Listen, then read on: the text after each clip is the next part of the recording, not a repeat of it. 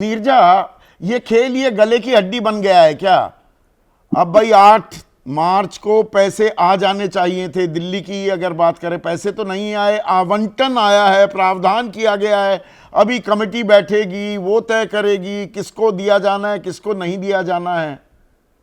इसे राजनीतिक लिहाज से और आम वोटर किस निगाह से देख रहा है? आप देखिए, ये इसका मापदंड क्या होगा, क्या क्राइटेरिया होगा, क्या नॉर्म्स होंगे, ये तो इलेक्शन के दौरान स्पष्ट किया जाना चाहिए था। हम्म। आपने वादा कर दिया, प्रधानमंत्री ने ये भी कहा कि पहली कैबिनेट मीटिंग में ये तय हो जाएगा, ये फैसला पारित हो जाएगा। पारित नहीं हुआ, कमेटी बनाने का निर्णय हुआ। कमेटी डिसाइड करेगी किसको मिलेगा, मतलब सब महिलाओं को नहीं मिलने वाला है।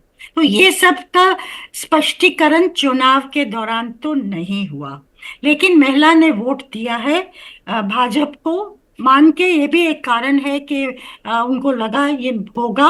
लड़की बहन योजना में महाराष्ट्र में महिलाओं के हाथ में 7,500 रुपया आया था। बिल्कुल ठीक, एक्चुअली चुनाव आया से था, पहले। बिल्कुल सही कह रही हैं आप। बिल्कुल चुनाव से पहले। और आप हैरान होंगे, जहां जहां मैं गई, मैंने एक महिला से नहीं मिली जिसके हाथ में पैसा नहीं आया हो। आया हम्म। था, और वो हम्म। हर तबके की महिला थी। अब महाराष्ट्र में भी नए मापदंड हो रहे हैं। अगर आपके पास टू व्हीलर है, अगर आप टैक्स पेयर हाँ है, आपके हाँ, पास लाखों की तादाद में 4 लाख पता लगा, फिर वो 7 लाख। ये आंकड़ा लगातार बढ़ता जा रहा है, जिन महिलाओं को अब उस लाडकी बहन योजना से कटते बाहर जा निकाला रही जा हैं, रहा है। कटती जा रही हैं। और क्योंकि पैसा है नहीं, उस समय भी ब्यूरोक्रेट्स कहते थे इसका मतलब ये होगा अगर इसको हम लागू करेंगे तो और जो स्कीम्स हैं, प्रोग्राम्स हैं डेवलपमेंट के लिए, बड़े बड़े जो इंफ्रास्ट्रक्चर प्रोग्राम्स हैं, वो स्लो हो जाएंगे, उनके उनमें कटौती करनी नहीं नहीं, ये पड़ेगी बात तो क्योंकि हमें दिल्ली के बारे में थी, और हम वाहिद इकलौता चैनल हैं ऐसे। हम ये आंकड़ा भी बता रहे थे कि दिल्ली में कभी भी, और आपने इतने सालों तक भारतीय राजनीति को कवर किया है, 60-40 का रेशो होता था कि भाई एक तो आपका रोजमर्रा की जरूरतें हैं, तनख्वाहें हैं, और आप योजनाएं जो सरकार चला रही है उसमें 100 में से 60 रुपए, 40 रुपए तो केपेक्स, जिस और आप कह रही हैं कि भाई सड़कें बनेंगी, फ्लाईओवर बनेंगे, मेट्रो चलेंगी, उसमें पैसा लगाया जाएगा। अरविंद केजरीवाल के दौर में, आतिशी के दौर में ये 20% से भी नीचे आ गया था। ये तो सार्वजनिक जानकारी थी, ये ऐसा नहीं है कि किसी को मालूम नहीं था। उसके देखिए, बावजूद प्रॉमिस किया गया, तो अब उसको पूरा करने का वक्त भी आ गया है।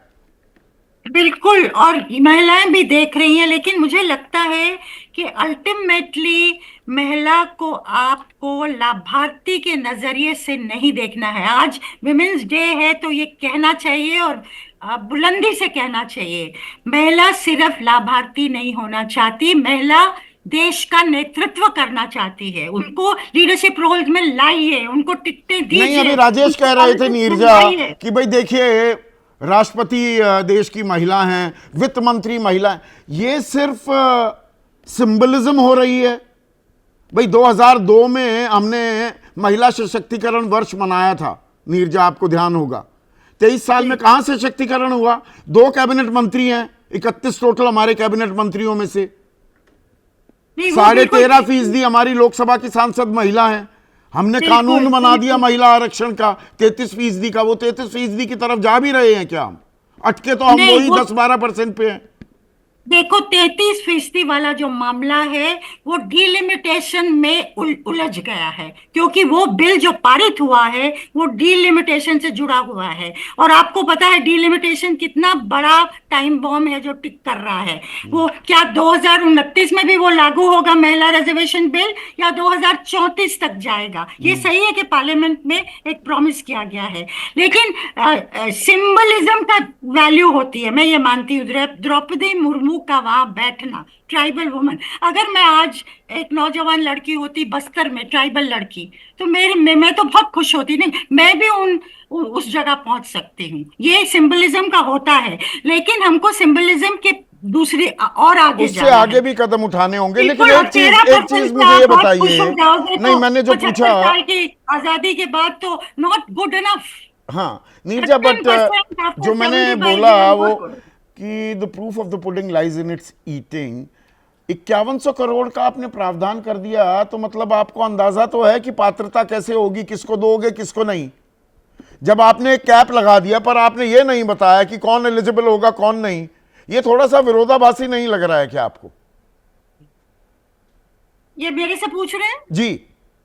हाँ, बिल्कुल विरोधाभासी है।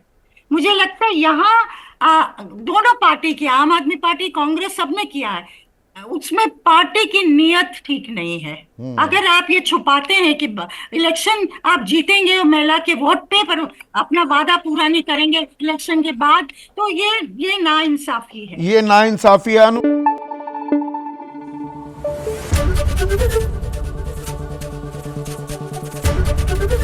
एबीपी न्यूज आपको रखे आगे।